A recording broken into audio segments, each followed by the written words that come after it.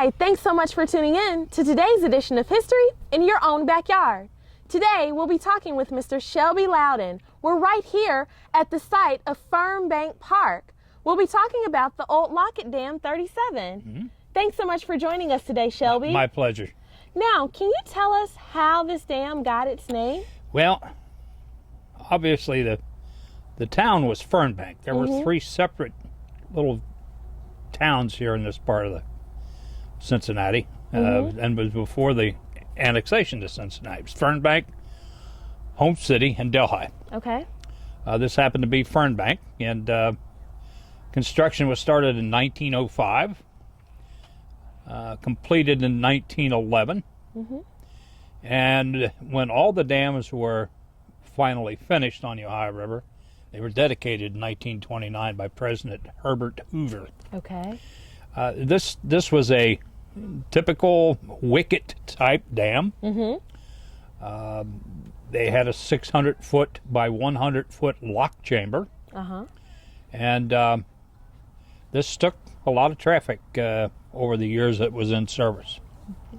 One of the reasons why we have the new dams is that sternwheelers, steamboats, the ones that are all so romanticized, are gone. They were gone in the mid-50s for the most part. And the need for goods, bulk commodities, to be pushed downriver or upriver prompted the idea of building bigger dams. And so what we have today is a 110-mile lake from Shiloh, Ohio to Markland, Indiana. Nice, nice. And so I understand that you are from Sayler Park. Yes, ma'am. And what are some of your memories of this area from when you were a little boy? Well, as a boy, we would occasionally walk down to the dam, which you had to push a button to get in. Okay. Because the lockmaster felt it was his private property. He was quite a character, and the dam was very well kept. There were 4 houses, a powerhouse. These 2 government facilities employed a lot of people at one time. So when you talk about a community like this, there was a lot of people in this community of Sayler Park worked either at the dam or at the marine facility. So one of the things about the Corps of Engineers back then was they were self-sufficient. Not only did they maintain the dams, they maintained the channel. Now, when we talk about the early days of the Ohio River, before the locks and dams, in the summertime you could ride a wagon across it in many spots. You could walk across it. My father used to talk about getting coal for the winter, because what was called a coal boat had wooden barges, and they would strike a sandbar, and of course the spoils of whatever was in that barge were kind of like to whomever, and that's how they gathered coal. They would swim and gather coal for they had wood-burning stoves in their homes. There were no furnaces.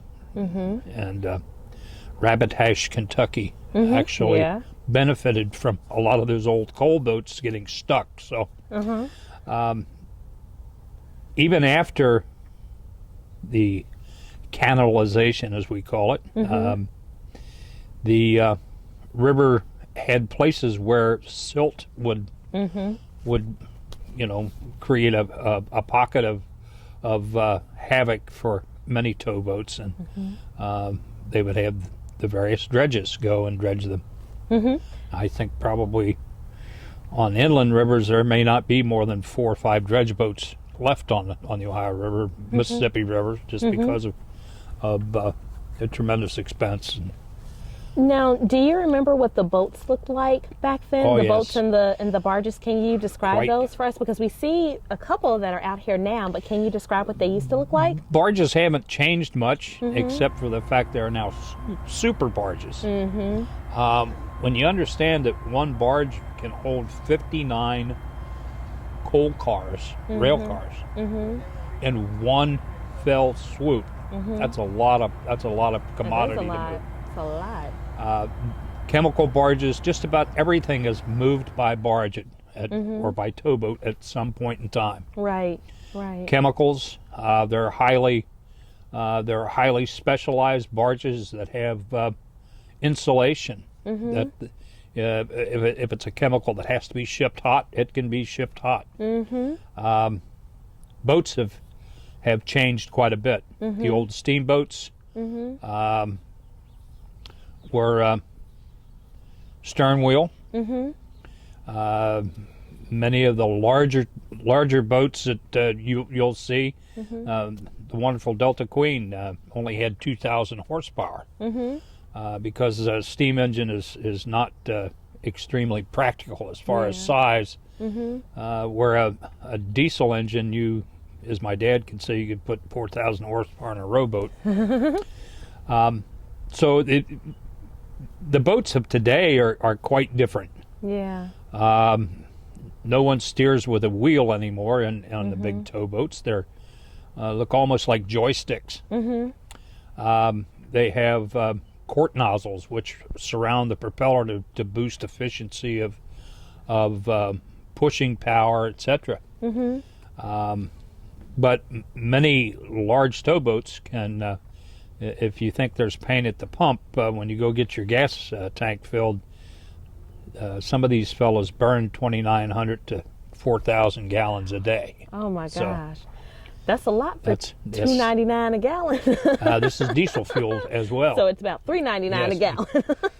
So that's a lot. But they have all the amenities of home.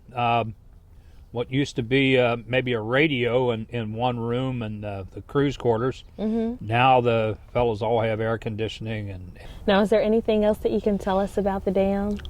Well, this dam was particularly close to me, as just due to the fact that most of the people that worked here, we all knew. Yeah.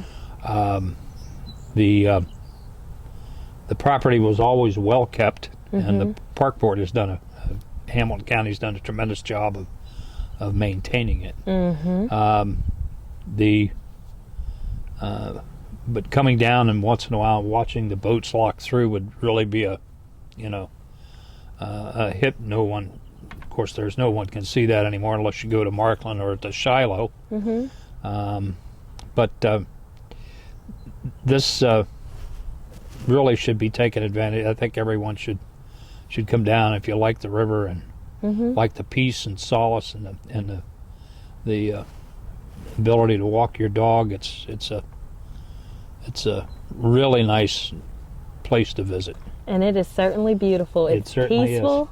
And it's a beautiful day today, and it's a great view. Yep. So, well, thank you so much, Shelby, for spending time to talk with us today. This has been wonderful. My pleasure. Thank you. Thank you. Thank you. Thanks again for tuning in to today's edition of History in Your Own Backyard. Today, we spent time talking with Mr. Shelby Loudon right here at the Fernbank Wicket Dam. We hope that you enjoyed learning all about it. Remember, travel slowly and stop often. We'll see you next time. Bye-bye. Bye-bye.